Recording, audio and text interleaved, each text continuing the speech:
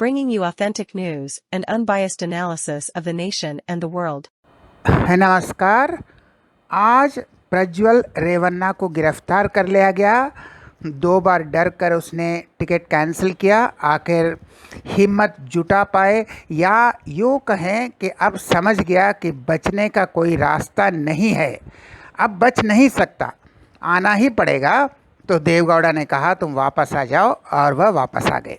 लेकिन उसने एक ऐसा स्टेटमेंट दिया कि राहुल गांधी सदमे में पहुंच गए।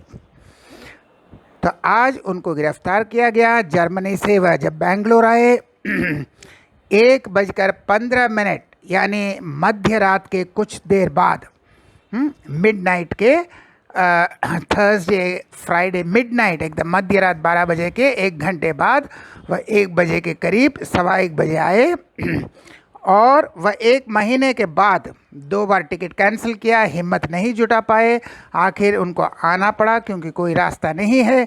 लेकिन आने के बाद उन्होंने ऐसा एक स्टेटमेंट दिया कि राहुल गांधी अपना सर पीट रहे हैं।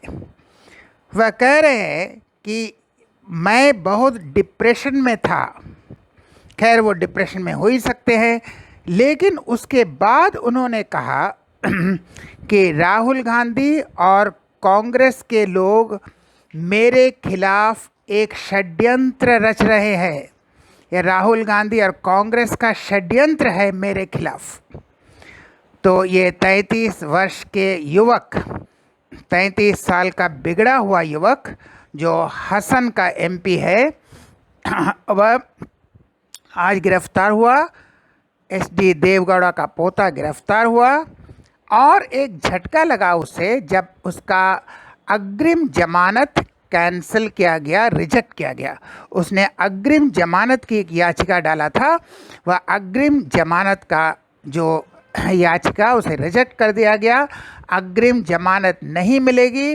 अब वह गिरफ्तार हो गया है। अब पूछताछ होने के बाद अब उसे कोई राहत नहीं, उसे जेल में जाना पड़ेगा, कस्टडी में, जुडिशियल कस्टडी में जाना पड़ेगा या पुलिस कस्टडी में जाना पड़ेगा। अब उसे कोई राहत नहीं क्योंकि अग्रिम जमानत उसकी रिजेक्ट हो गई।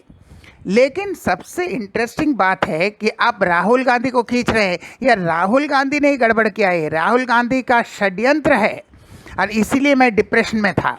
यानी अपने कारनामे से वह डिप्रेशन में नहीं था, वह अपने कारनामे से खुश है। जितना भी गड़बड़ किया है, जितना भी सेक्स स्कैंडल किया है, उससे उसका कोई पश्चाताप नहीं है।